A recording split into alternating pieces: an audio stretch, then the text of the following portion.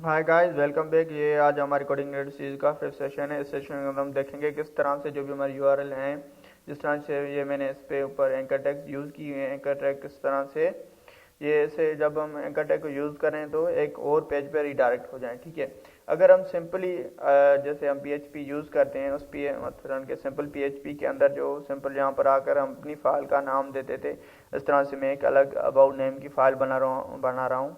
ये फाइल मैं डायरेक्ट यहाँ पर आकर अबाउट डॉट पी की फाइल है और मैं इसे यहाँ पर आकर व्यू में सेव कर रहा हूँ, क्योंकि ये सिर्फ और सिर्फ मैं इसे व्यू मसलन के सिर्फ फ्रंट एंड का वर्क कर रहा हूँ। फ्रंट एंड का जो भी हम वर्क करते हैं वो व्यू के अंदर ही करते हैं। ठीक है, यहाँ पर आकर मैं इसे स्टार्ट करूँगा फर्स्ट पी को और HTML को। देन यहाँ पर आकर एक डेव बना लूँगा नेम कंटेनर के नेम से, यहाँ पर कंटेनर। ठीक है, देन इस कंटेनर के अंदर आकर एंकर टैग H1 के अंदर मैं दे दूंगा simple this is our about page. ठीक है गाइस, अबाउट के पेज देन में से यहाँ पर आकर थोड़ी सी स्टाइलिंग कर दूँ सिंपल सी, क्योंकि थोड़ा से मतलब कलरिंग वगैरह हो जाए। देन यहाँ पर आकर फर्स्ट में जो हमारे पास कंटेनर था, इस कंटेनर को आकर मैं कलर दे रहा हूँ बैकग्राउंड और विड्थ वगैरह दूंगा।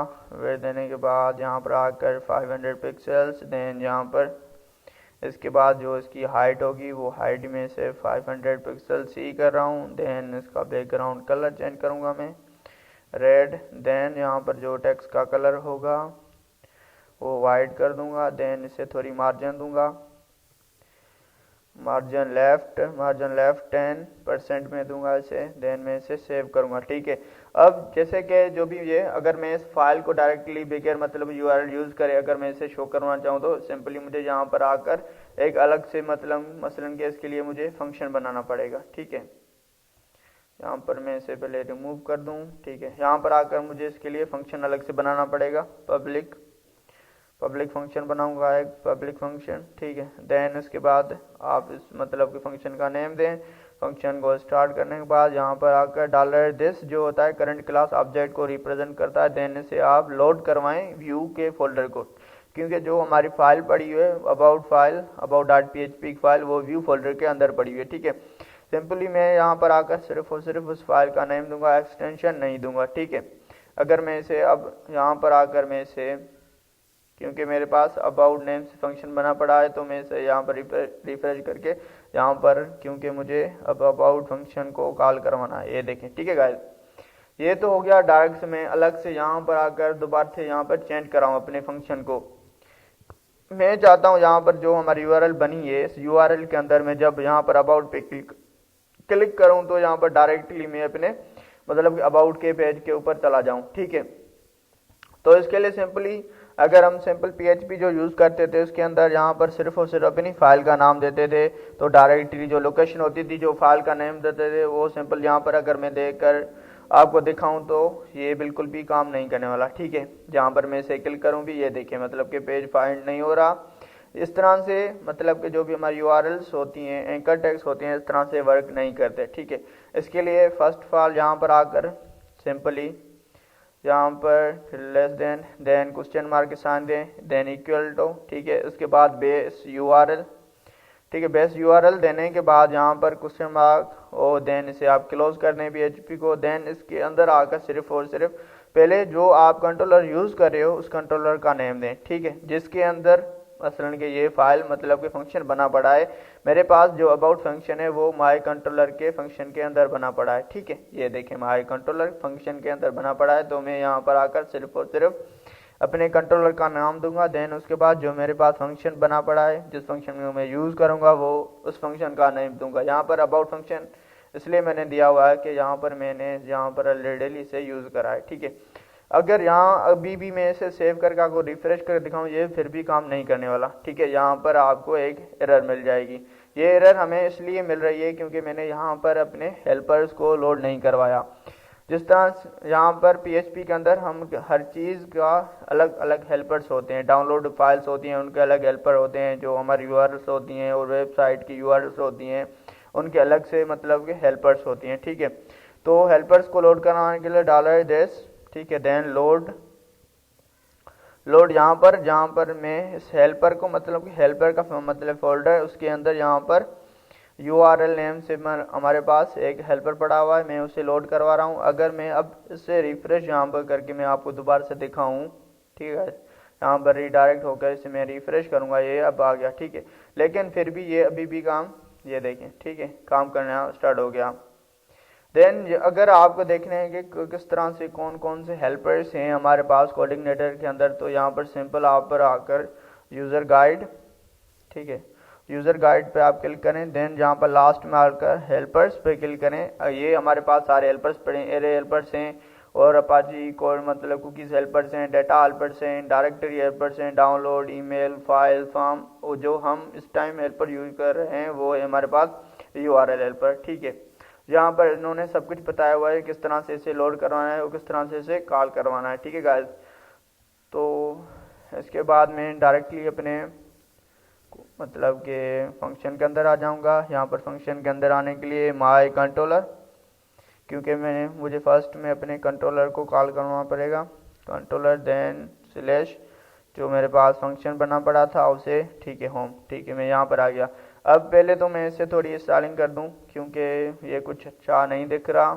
इसे अच्छा दिखाने के लिए ये सिंपल यहाँ पर मैं इनलाइन इंटरनल CSS अप्लाई करूँगा। यहाँ पर आकर फर्स्ट में जो हमारी नेव है, ठीक है, नेव के अंदर यूएल के अंदर li सिंपल, यहाँ पर आकर मैं इसे डिस्प्ले इनलाइन ब्लॉक कर दूंगा, ठीक है। तो ये बिल्कुल एक्सट्रैक्ट हो जाएगी। देन इसके बाद जो हमारी मार्जिन होगी, मार्जिन लेफ्ट में सिंपल दूंगा 10px।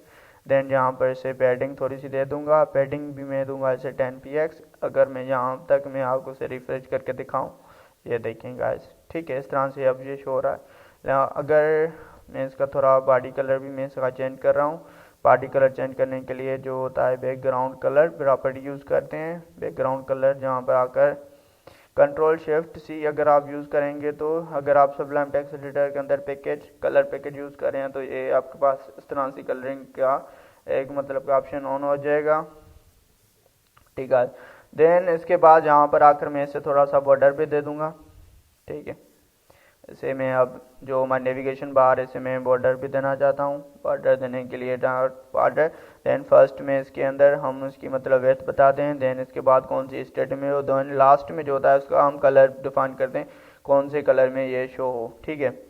मैं इसे सिंपल ब्लू कराऊँ, ठीक है। इसके बाद यहाँ पर मैं चाहता हूँ जिससे ही हमारी मतलब के जो एरो है, मतलब एरे हम दे रहे हैं इसके अंदर, इसके मतलब जिस तरह से यहाँ पर अगर मैं आकर इसे रिफ्रेश करूँ, जिस तरह से हमारा माउस इसके ऊपर जा रहा है तो इसका बैकग्राउंड कलर भी चेंज होना चाहिए और टेक्स्ट कलर भी चेंज होना चाहिए। इसे चेंज करने के लिए हम सिंपल ओवर प्रॉपर्टी यूज़ करेंगे।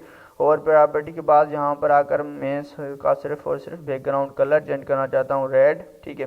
देन इसके बाद जो टेक्स्ट का कलर है वो वाइट हो जाए। वाइट करने के बाद और जो इसका बॉर्डर है, बॉर्डर को मैं रेडियस में दूंगा, क्योंकि थोड़ा सा मैं इसे 1 मिनट में कर लूँ, मैं फिर आपको बताता हूँ कि रेडियस किस तरह से वर्क करने वाला है, ठीक है। मैं सिंपल इसे 10px कर दूंगा और मैं इसे सेव करा, रिफ्रेश, ठीक है। रिफ्रेश करने के बाद यहाँ पर आ जाए, ठीक है गाइस, ये देखें, ठीक है। पहले यहाँ पर जो हमने यहाँ पर आकर इसे ब्लू करा था, यहाँ पर मैं इसे ख़त्म कर दूँ 1 मिनट बॉर्डर को, ये कुछ अच्छा नहीं शो हो रहा। और इसे बिल्कुल स्ट्रेट करने के लिए यहाँ पर 50px में इसे कर दूंगा, ठीक है, 50px, ये देखें अब, ठीक है, ये बिल्कुल अच्छे से शो हो रहा है। अब मैं आकर यहाँ पर अबाउट पे क्लिक करूँ, ये देखें अबाउट का पेज ऑन हो गया, ठीक है। इस तरह से आप अलग अलग से फाइल्स बनाएं, ठीक है। यहाँ पर अबाउट एक और यहाँ पर समझने वाली बात है, मैंने यहाँ पर जो भी फंक्शन दिया था इसके लिए मैंने एक अलग से ही फंक्शन यहाँ पर डिफाइन किया हुआ है अबाउट, ठीक है। अबाउट के बाद यहाँ पर मैंने इसका हेल्पर लोड करवाया है, ठीक है। अगर यहाँ पर एक और है जो कॉन्टेक्ट पेज है, अगर मैं यहाँ पर एक और मसलन के व्यू के अंदर ही फाइल बनाऊंगा, कॉन्टेक्ट नेम्स contact.php सिंपल, यहाँ पर मैं इसे स्टार्ट करने के बाद यहाँ पर h1 के अंदर आकर मैं लिखता हूँ, राइट कर दूंगा this is our contact page, ठीक है। और अब मैं इसे मसलन के आपको इसे URL के अंदर ही लोड करवाना है, तो यहाँ पर आकर पहले आपको उस कंट्रोलर को डिफाइन करना पड़ेगा, PHP स्टार्ट करें question mark, then equal to की साइन, यहाँ पर base URL, then base URL के अंदर ही आपको यहाँ पर पहले अपने कंट्रोलर का नाम देना पड़ेगा, ठीक है। माई केस में मैं माई कंट्रोलर यूज़ कर रहा हूँ। देन इसके बाद जो यहाँ पर आकर मैं इसका फंक्शन बना रहा हूँ, ठीक है। जब तक आप इसका फंक्शन नहीं बनाओगे ये काम नहीं करने वाला, ठीक है। माई फंक्शन और इसके अंदर यहाँ पर आकर मैं कांटेक्ट का नेम का एक फंक्शन बना देता हूँ, डिफाइन किया मैंने। यहाँ पर आकर मैंने इसे लोड करवाऊँगा, क्योंकि जब तक मैं इसे लोड नहीं करवाऊँगा तब तक ये वर्क नहीं करेगा। देन यहाँ पर सिंपल और सिंपल मैं इस फाइल का नाम दे दूँगा, एक्सटेंशन नहीं दूँगा, ठीक है। और यहाँ पर इस तरह से आकर मैंने यहाँ किस मतलब कि कंट्रोलर था, उसके अंदर मैंने यहाँ पर कांटेक्ट नेम का एक फंक्शन बनाया था, डिफाइन किया हुआ है। ये देखिए यहाँ पर आप, ये मैंने अबाउट यहाँ पर कांटेक्ट नेम का एक फंक्शन भी डिफाइन किया हुआ है। अगर मैं इसे अब सेव करूँ और ओपन यहाँ पर इसे मैं रिफ्रेश करूँगा, देन यहाँ पर अगर इसे क्लिक करूँगा, ये देखें, ठीक है गाइस। यहाँ पे जिस तरह से अगर ये मैं यहाँ से सिर्फ इसे कंट्रोलर तो डिफाइन कर रहा हूँ, ठीक है। अगर कंट्रोलर के अंदर इस फंक्शन को नहीं बनाऊंगा तो ये काम नहीं करने वाला। मैं इसे यहाँ पर मैंने इसे कमिट कर दिया, ठीक है। कमिट करने के बाद यहाँ पर मैं इसे अगर रिफ्रेश करूँ और क्लिक करूँ, ये देखें पेज नॉट फाउंड, क्योंकि जो मैंने इसके अंदर यहाँ पर डिफाइन, अगर मैं यहाँ पर इस तरह से बताऊँ, यहाँ पर हमने इस पर डिफाइन किया हुआ है कि जो माई कंट्रोलर है, माई कंट्रोलर के अंदर कांटेक्ट नेम का एक फंक्शन बना पड़ा है। वहाँ फंक्शन से इस फाइल को आप जाकर लोड करें। कंट्रोलर तो जाएगा, देखेगा ये फंक्शन ही नहीं हमारे पास, तो ये मतलब उनके किस तरह से वर्क करेगा, ठीक है। मैं दोबारा से मैं इसे सेव करूँगा, कमेंट आउट कर दिया इसे, रिफ्रेश, ये दोबारा से मैं क्लिक करूँगा, ये देखें, ठीक है। क्योंकि फंक्शन जो भी हमारे कोऑर्डिनेटर होता है, कोऑर्डिनेटर MVC पैटर्न पे डिपेंडेंट है, तो इसलिए जो भी फाइल्स होती हैं उन्हें यहाँ पर हम कंट्रोलर के अंदर आकर डिफाइन करते हैं, ठीक है। और उन्हें एक कोई ना कोई फंक्शन देते हैं। फंक्शन देने के बाद वहाँ पे जो हमारी URL होती है वो वहाँ से वर्क करती है, ठीक है। यहाँ पर एक और चीज़ समझाने वाली बात थी। यहाँ पर अगर मैं आपको दिखा दूँ, जो भी हमारा टाइटल था, टाइटल का अंदर हमने कोई नेम नहीं दिया हुआ, सिर्फ और सिर्फ डॉक्यूमेंट है। क्योंकि जब आप इसके अंदर कोई भी बड़ा से प्रोजेक्ट स्टार्ट करोगे, प्रोजेक्ट स्टार्ट करने के लिए आप जो हेडर की फाइल्स होती हैं, जो टाइटल्स की फाइल सिर्फ और सिर्फ एक की बनती है सारे प्रोजेक्ट के अंदर यूज़ करने के लिए। अगर आप अलग अलग से मतलब हेडर के लिए अलग फाइल बनाओगे, एक पेज के लिए, सेकंड पेज के लिए, थर्ड पेज के लिए, तो ये जो आपका कोड होगा वो बिल्कुल हैवी हो जाएगा और ये जो आपका पेज होगा रीलोड होने में थोड़ा ज़्यादा टाइम लेगा, ठीक है। उसके लिए हम उन सब चीज़ों से बचने के लिए सिर्फ दो ही फाइल्स बनाते हैं, एक हेडर की होती है और एक फुटर की होती है। और उसी फाइल्स को सभी जो भी हमारे पेजेस होते हैं सभी के अंदर हम सिर्फ और सिर्फ इंक्लूड करवाते हैं, ठीक है। तो इन केस के अंदर आप हर किसी के एक ही फाइल होगी, अलग अलग पेज होंगे, अबाउट का अलग पेज होगा, होम का अलग पेज होगा, जो आपकी फाइल होगी वो तो एक होगी ना। उसके अंदर टाइटल को आपको डायनामिकली चेंज करना पड़ता है, ठीक है। तो किस तरह से हम जो हमारे टाइटल होते हैं उसे किस तरह से हम डायनामिकली चेंज कर सकते हैं, उसे चेंज करने के लिए डायरेक्ट यहाँ पर हम एक वेरिएबल डिफाइन करते हैं, ठीक है। यहाँ पर कोऑर्डिनेटर के अंदर जो भी मतलब की डेटा होती है, डेटा मतलब एरे के फॉर्म में हम देते हैं, ठीक है। यहाँ पर पहले मैंने एक वेरिएबल डिफाइन किया, वेरिएबल को मैंने एक की असाइन करने के बाद की को मैं एक वैल्यू असाइन करूँगा, ठीक है, होम, ठीक है। देन यहाँ पर आकर मैंने इसे सेव करूँगा, क्योंकि मुझे जो वेरिएबल है, वेरिएबल को मैं किस फॉर्म में मतलब कि सेंड करना चाहता हूँ, किस फाइल में, यहाँ पर जो मेरे होम फाइल है, होम फाइल के अंदर मैं इसे सेंड करना चाहता हूँ। तो सिंपली यहाँ पर आकर मैं डेटा वेरिएबल को इसे सेंड कर दूंगा। देन यहाँ पर आकर होम के पेज पे ऊपर आकर यहाँ पर मुझे PHP टाइटल के अंदर मुझे PHP स्टार्ट करनी है, देन PHP को क्लोज कर दूंगा। यहाँ पर बिटवीन जो हमने टाइटल दिया था, मतलब कि की दी हुई थी, यहाँ पर डेटा के बाद की हमने इसे टाइटल दी हुई है, ठीक है। वहाँ यहाँ पर आकर हम की को डिफाइन करते हैं सिर्फ और सिर्फ, ठीक है, डॉलर टाइटल, ठीक है। मैं यहाँ पर अगर आपको अब रिफ्रेश, अगर मैं सबसे रिफ्रेश नहीं कर रहा हूँ, ये देखें पहले मतलब कि डॉक्यूमेंट है, अगर मैं इसे अब रिफ्रेश करूँ, ये देखें टाइटल, क्योंकि यहाँ पर एक और मिस्टेक हो गई है। अगर यहाँ पर आप इक्वल जब ये दे रहे हैं, सिर्फ आप इसे इक्वल की साइन नहीं दोगे तो ये सिर्फ आपके वेरिएबल को ही शो करवाएगा। अब ये देखें अबाउट हो गया, ठीक है guys. Thank you so much. आज के मतलब ट्यूटोरियल में सिर्फ सेशन में इतना ही, क्योंकि ये बहुत इंपॉर्टेंट चीज़ें थी, किस तरह से URL को सेट करना चाहिए और किस तरह से एंकर टैग थी, हम किस तरह से एंकर टैग को यूज़ करते हैं। लेकिन इसके हमने सेशन के अंदर देखा कि जो भी हमारे एंकर टैग के अंदर जो भी मतलब एंकर टैग्स हैं, जो भी हम नेविगेशन बार है, इसके अंदर हम अपने बेस URL के अंदर कंट्रोलर को डिफाइन करें, ठीक है। लेकिन और इसके बाद हम यहाँ पर कंट्रोलर में आकर अपने हेल्पर्स को भी यहाँ पर लोड करवा रहे हैं, ठीक है। इन मतलब कि ये एक थोड़ा सा लेंदी प्रोसेस हो गया। इस प्रोसेस को कम करने के लिए हम ऑटो लोड की फाइल में जाकर हेल्पर्स को हमेशा के लिए ऑटो लोड कर देंगे, ठीक है। वो हम अपने आज सेशन के अंदर देखेंगे। Thank you so much guys. ये इंपॉर्टेंट जो इसके बेसिक्स कंसेप्ट हैं ये बहुत काम के, आप इन्हें बहुत क्लियरली कंसेप्ट के साथ देखें और इनके ऊपर मतलब के काम करें, ज़्यादा से ज़्यादा काम करें, क्योंकि ये आपके माइंड में क्लियर होने चाहिए। जब प्रोजेक्ट में स्टार्ट कराऊंगा, प्रोजेक्ट के ड्यूरेशन प्रोजेक्ट में इस मतलब कि जो भी मतलब कि बेसिक सी चीज़ें होंगी मैं बिल्कुल भी उन पे मतलब कि ज़्यादा फोकस नहीं करूँगा, क्योंकि प्रोजेक्ट पे ज़्यादा फोकस करने वाला हूँ। तो इसलिए मैं आपको, बहुत से लोग हैं जो कमेंट्स के अंदर बोल रहे हैं कि भाई जल्दी से जल्दी प्रोजेक्ट स्टार्ट कराएं। भाई प्रोजेक्ट पहले जो इंपॉर्टेंट चीज़ें हैं, बेसिक हैं, वो तो आपको पता होने चाहिए ना, क्योंकि जब मैं प्रोजेक्ट स्टार्ट करूँगा, प्रोजेक्ट अंदर क्यूरीज पे मैं फोकस करूँगा, जहाँ आपके जो बेसिक से कंसेप्ट होंगे सिंपल से, मैं उन पे कंसेप्ट मतलब कि फोकस करूँगा। तो गाइस प्लीज़ पहले आप जो भी मैं काम करवा रहा हूँ, प्लीज़ आप उसे अच्छी तरह से काम करें, उस पर 2 3 4 5 6 बार दिन में आप उसके ऊपर काम करें।